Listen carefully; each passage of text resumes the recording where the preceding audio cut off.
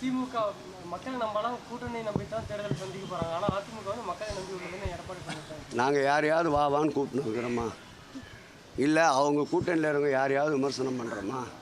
எடப்பாடி மைக்கு பிடிச்சாவே communist விமர்சனம் பண்ணுறது, விடுதலை சக்தியை வான்றது, நீ வான்னு தேடி தேடி கூப்பிட்றது.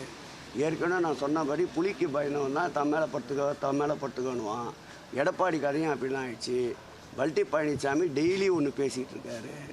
இந்த கூட்டணியை பொறுத்தளவில் கொள்கை சார்ந்த கூட்டணி இது சந்தர்ப்பவாத கூட்டணி அல்ல.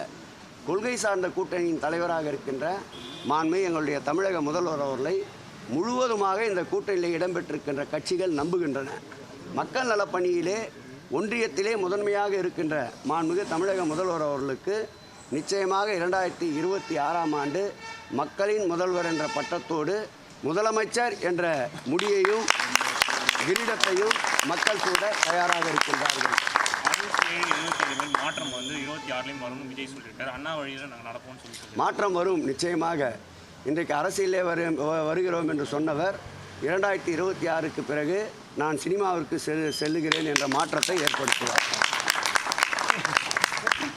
தமிழ்நாடுன்னு ஒரு பிரச்சாரத்தை தொடங்கியிருக்காங்க.